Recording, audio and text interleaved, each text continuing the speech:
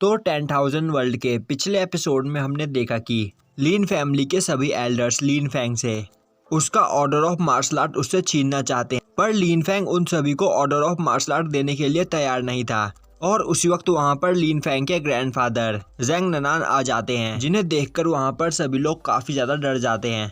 और अब वहाँ पर ज़ेंग ननान उन सभी एल्डर से फाइट करने लगते हैं और अब अकेले ज़ेंग ननान ही उन सभी की हालत खराब कर देते हैं। और अब ज़ेंग ननान बोलता है, तो अब कौन मेरे ग्रैंडसन से ऑर्डर ऑफ मार्शल आर्ट छीनना चाहता है? तुम लोगों को यह भूलना नहीं चाहिए कि मेरे बेटे लिन शाओटियान ने ऑर्डर ऑफ मार्शल आर्ट को इन्वेंट किया था। और क्या तुम सभी लोग यह भूल गए हो कि उसने हमारी लीन फैमिली के लिए क्या कुछ नहीं किया है? और उसके बाद भी तुम मेरे ग्रैंडसन लीन फैंग से ऑर्डर ऑफ मार्शल आर्ट छीनकर उसका फ्यूचर बर्बाद कर देना चाहते हो।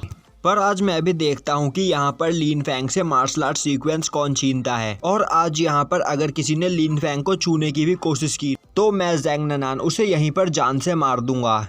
यह सुनकर वह सभी एल्डर्स काफी ज्यादा डर जाते हैं और चुपचाप वहाँ से चले जाते हैं। जिसके बाद ज़ेंग ननान वहाँ पर खांसने लगता है और अब उसे देखकर लीन फैंग और सिनर वहाँ पर परेशान हो जाते हैं।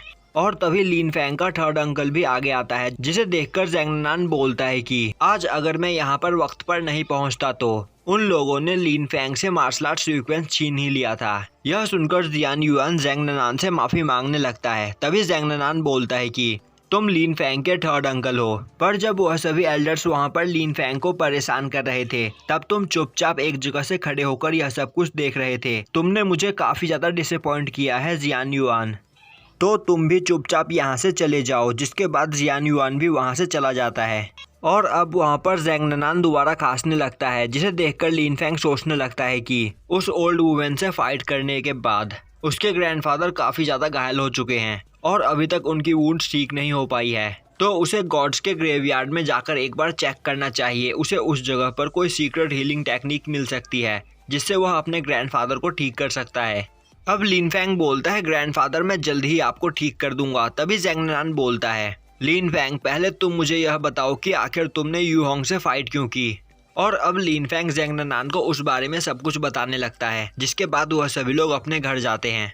अब लीन फैंग की बातों को सुनकर ज़ेंग ननान को काफी ज्यादा गुस्सा आ जाता है और वह बोलने लगता है कि तुम्हारी मार्शल सोल तुमसे छिन चुकी है और अभी मैं इस वक्त काफी ज्यादा घायल हूँ, इसीलिए हमारी फैमिली के लोग हमारा फायदा उठाना चाहते हैं। तभी लीन फैंग बोलता है, तो ग्रैंडफादर आप मेरी गलती के लिए मुझे कुछ नहीं कहेंगे?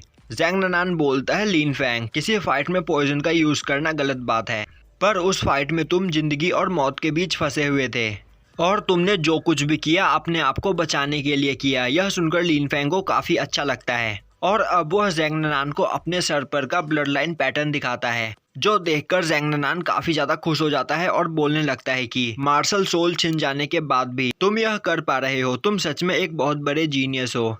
पर तभी ज़ेंग ननान लीन फैंग को सावधान करते हुए बोलता है कि अभी वह इस बारे में किसी को भी ना बताए। अब दिखाया जाता है कि लीन फैंग दोबारा गॉड्स के ग्रेवयार्ड में आया होता है और अब वह बाई होंग को आवाज देते हुए बोलता है कि वह सीनियर के खाने के लिए कई सारी चीजें लेकर आया है। तभी बाई होंग अचानक उसके सामने आ जाती है, जिससे लीन फैंग वहाँ पर डर जाता है। अब लीन फैंग बोलता है, सीनियर आज मैं यहाँ पर आपसे कुछ पूछने के लिए आया हूँ। मैं यहाँ पर इन गॉड्स के ग्रेव को काफी जल्दी और शांति से प्योरीफाई करना चाहता हूँ, क्योंकि पिछली बार मेरी कुछ गलती की वजह से वह फॉर्मेशन अनस्टेबल हो गया था। वहीं बाई होंग लीन फैंग के लाए हुए चीजों को खाने में लगी होती है और तभी बाई होंग बोलती है, अगर तुम गॉड्स के ग्रेव को जल्दी जल्दी प्योरीफाई करना चाहते हो तो तुम्हें अपनी फिनिक्स ब्लड लाइन की सोल पावर को स्ट्रॉन्ग करना होगा, और अगर तुम्हारे पास ज्यादा सोल पावर होगी तो तुम सभी ग्रेव्स को काफी आसानी से प्योरीफाई कर सकते हो। तभी लीन फैंग पूछता है कि आखिर मैं यह कैसे कर सकता हूँ, जिस पर बाई होंग एक ग्रेव की ओर इशारा करते हुए बोलती है कि यह ग्रेव यानसेन नाम की एक गॉड की है और अगर तुमने इसे प्योरीफाई कर दिया तो तुम अपनी सोल पावर को काफी ज्यादा इंक्रीज कर सकते हो। यह सुनते ही लीन फैंग उस ग्रेव को प्योरीफाई करने के लिए जाने लगता है, पर तभी बाई होंग उसे रोक देती है और बोलती है कि तुम अभी काफी ज्यादा कमजोर हो और तुम उस गॉड के सामने नहीं टिक पाओगे और जल्द ही मारे जाओगे। तो पहले तुम्हें थोड़ा पावरफुल होना होगा और पावरफुल होने के लिए तुम्हें अपने फिनिक्स ब्लड लाइन को समझना होगा।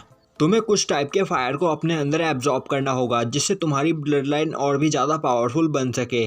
और अब वहाँ पर बाई होंग लीन फैंग को 9 पाथ ऑफ निर्वाणा टेक्निक देती है और बोलती है कि इस टेक्निक का यूज करके लिन फैंग अलग अलग टाइप के फायर को अपने अंदर एब्जॉर्ब कर सकता है और अपने फिनिक्स फ्लेम के साथ मर्ज कर सकता है। यह काम थोड़ा खतरनाक है, पर अगर लिन फैंग ने यह कर लिया तो वह जूसेंग फॉर्मेशन को जैसे चाहे वैसे कंट्रोल कर सकता है। और अब बाईहोंग लिन फैंग को 3 टाइप्स के फ्लेम्स को एब्जॉर्ब करने के लिए बोलती है, फॉर्जन फायर, हेवनली फायर और रियल फायर। और अब यह बोलकर बाईहोंग वहां से चली जाती है, जिसके बाद लिन फैंग अपने कल्टीवेशन से उठता है और सोचने लगता है आखिर मुझे यह तीनों टाइप्स के फायर कहाँ पर मिल सकते हैं। और तभी उसे टियानयुन माउंटेन के बारे में याद आता है, जहाँ पर उसे फॉर्जन फायर मिल सकती है। पर वह डिसाइड करता है कि पहले वह क्विंजन हॉल में जाएगा, क्योंकि वहाँ से उसे एक पैटर्न पेन खरीदना है और उसे एक स्वॉर्ड भी चाहिए, क्योंकि अभी उसके पास कोई भी स्वॉर्ड पावर नहीं है, जिस वजह से हर पर्सन उसे बुली करने के बारे में सोचेगा। और तभी वह अपने ब्लड पैटर्न के अंदर देखता है कि उसकी फिनिक्स ब्लड लाइन धीरे धीरे पावरफुल होती जा रही होती है, जो देखकर वह काफ़ी ज़्यादा खुश हो जाता है और सोचने लगता है कि अगर सभी कुछ इसी तरह चलता रहा तो वह काफ़ी जल्दी काफ़ी ज़्यादा स्ट्रांग बन जाएगा। और अब वह अगली सुबह अपने साथ कुछ पैसे लेकर क्विंजी हॉल में आता है और यहीं पर यह एपिसोड ख़त्म हो जाता है।